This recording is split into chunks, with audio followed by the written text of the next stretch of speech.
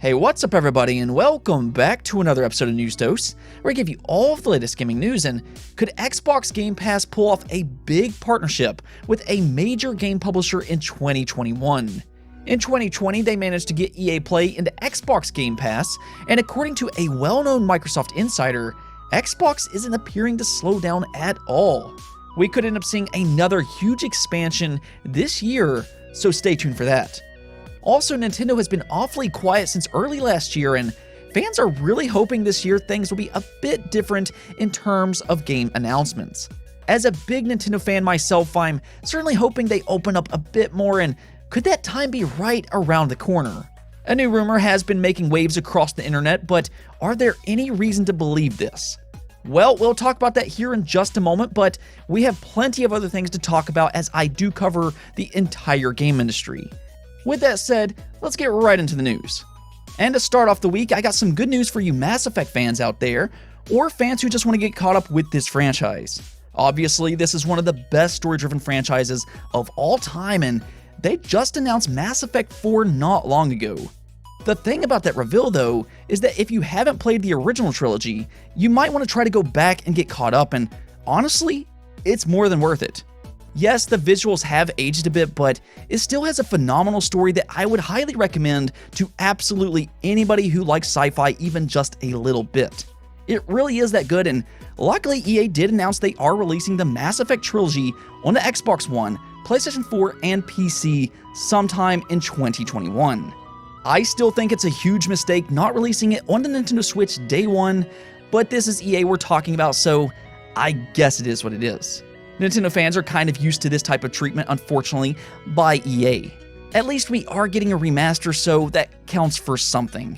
However, there's still that question as to when will it release, and that's why we're talking about it today. A couple retailers may have let it slip, as GS Shop and Shop iTree are both listing the Mass Effect Remastered Trilogy as a March 12th release. Now, this could just simply be a mistake, though there was a rumor late last year that it was going to release in early 2021. Even if March 12th isn't the exact date, I wouldn't be overly surprised if it does release sometime in March. As always though, anytime you see these retail listings, don't take it as confirmation until an official announcement is made, which I will keep you updated on that as well. Now, this next topic I find to be very interesting. So one of my favorite games from last year was the Final Fantasy VII Remake. This is one of the most beloved games of all time, and I personally thought Square Enix did a phenomenal job with the remake. Yes, it's just part 1, but it stands tall as a great standalone game because they expanded on each and every character in major ways. I would say every single character in the remake was done better, including side characters that didn't really have much of a story at all in the original. Now, this is just a theory, but I personally believe that the remake could be a sequel in disguise. I won't get into that for spoiler-related reasons, but regardless, there has been a constant request for a Crisis Core remaster. Now, this is an old PSP game that tells the story of Zack, and really this is a game that's needed a remaster well before the Final Fantasy VII Remake. It's a good game, and it could be made even better with a remaster, plus it just makes it more readily available. It's always annoyed me that this game wasn't available on the PlayStation Vita, so unless you have a PSP, you're just kind of out of luck. Well, something popped up today that's kind of gotten the Final Fantasy VII community very excited. Square Enix trademarked Ever Crisis, the First Soldier, and the Shinra logo in Japan back on December 22nd. And right away, it's kind of hard to ignore the similarity of Ever Crisis and Crisis Core. Is this trademark related to Crisis Core in any shape or form? I mean, we've been wanting a remaster for years, but what if they decided to do a complete remake to directly tie it in with the Final Fantasy VII Remake? Again, without getting into spoiler territory, I think it would make sense to do something like that. Of course, I'm just speculating, but it is interesting to see all of these trademarks pop up all of a sudden. We could get some kind of compilation, or maybe this is something entirely different. We'll have to wait and see, but let me know. Would you like to see a Crisis Core remake or remaster sometime in the future? Maybe even some DLC that has you play as Zack. I'd like a remake personally, but I want to hear from you. What would you like to see if this has anything to do with Crisis Core at all? Moving on, let's talk about PlayStation and Killzone. Yeah, it's probably been a little while since you've heard about that franchise. The last Killzone to release was way back in 2013 for the launch of the PlayStation 4. Shadowfall wasn't received nearly as well as Killzone 2 or 3, and since then, it seems like Sony and Guerrilla Games have kind of moved on. In fact, Sony has now officially retired the Killzone franchise website, which not only begs the question of what Killzone's future is, but it also affects some online features. Yes, some people do still play Killzone Mercenaries on their Vitas and Shadowfall on the PlayStation 4. Unfortunately though, you will no longer be able to manage clans for those games. Luckily, however, you can still play them online, but I think the bigger question here, is this the end for Killzone? And I think when you look at Sony's upcoming plans, Guerrilla Games, the developers behind Killzone, is preoccupied with the Horizon franchise. Zero Dawn was a huge hit, and now they're working on Forbidden West. There's also been reports that they're planning on making Horizon into a trilogy, so unless another studio gets a chance to work on Killzone, it's likely to be a long time before we see it return. Now, it is possible it gets licensed out to somebody else. Sony has done that with some of their beloved IP in the past, such as Little Big Planet. I mean, we just got Sackboy: A Big Adventure, and that was developed by Sumo Digital and not by the original creators, Media Molecule. So you never really know, and maybe Sony does something like that with the Killzone franchise. I always did like the Killzone games. They were some of my favorites for the PlayStation 3. They have a very unique feel to them with that heavy movement, and they were mind-blowing when it came to visuals back for the PlayStation 3. They're really good games to this day, but I'm okay with Sony working with new IP as well. That's always been a specialty of PlayStation. They never really rely on just one franchise, and that's a very good thing. With that said, let me know if you would like to see another Killzone sometime in the future. Let's talk about Xbox Game Pass though, because 2021 might be another huge year for the up-and-coming subscription service. 2020 was a great year adding in big AAA games. Some of their new Xbox studios started launching their games into the service day one, such as Wastelands 3 and Grounded, and also they locked in a huge partnership with EA. I still honestly don't know how they managed to pull that off, but if you have Xbox Game Pass Ultimate, you also get access to EA Play. That makes the best deal in gaming even better, and it really is an insane value by this point.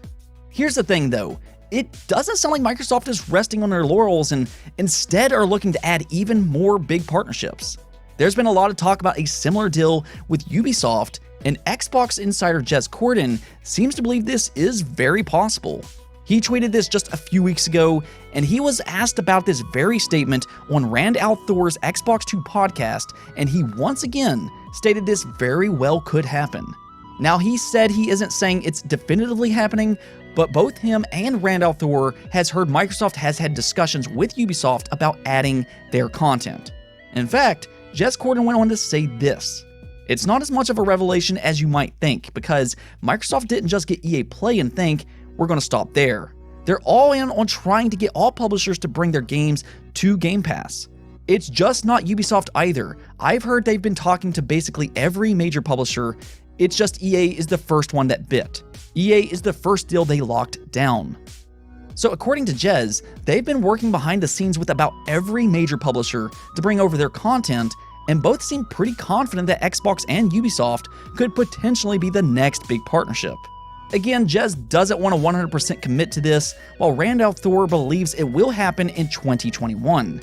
I guess we'll see what happens, but from my perspective, I've learned not to be overly surprised on what comes to Xbox Game Pass. Microsoft has been very aggressive with this service, and they clearly want to bring over as many customers as they possibly can. This is why they've been investing so much into their first-party studios. That means more content that they can bring over to Xbox Game Pass day one.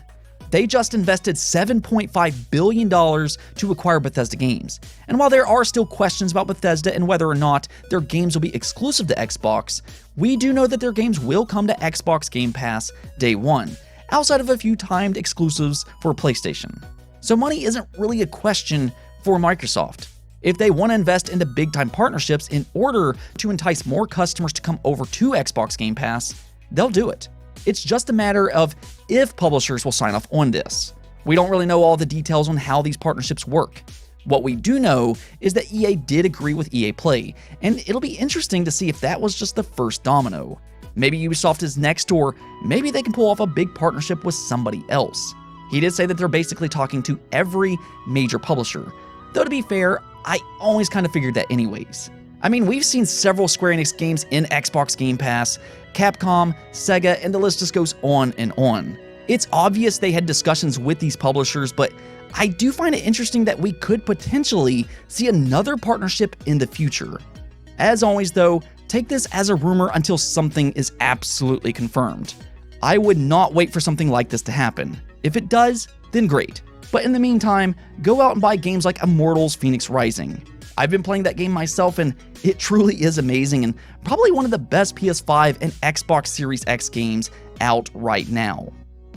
On to our final topic though, there are some rumors that a new Nintendo Direct might be right around the corner. Now these rumors seem to pop up about every other month, but this one especially has been blowing up, and that's because some fans noticed that the Nintendo Direct archive has been modified several times in the last couple weeks, which could signify a Direct is coming. I wasn't originally going to talk about this today, but more and more people seem to believe this is actually going to happen, so could they be preparing to release a new Nintendo Direct soon? I mean, we haven't had a full Nintendo Direct in over a year, I believe. We've had some partner showcases, but Nintendo has been extremely quiet themselves. Surely they have some big games planned for 2021.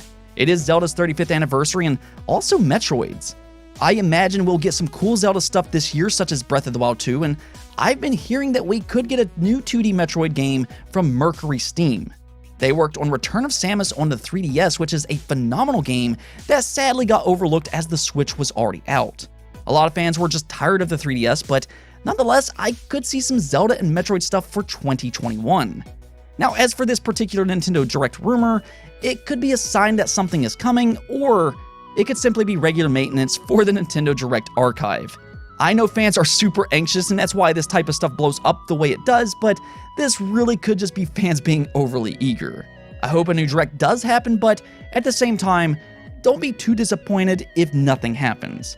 Now, I will say I do think it makes sense that we at least get a Mario 3D World Direct before it releases next month in February.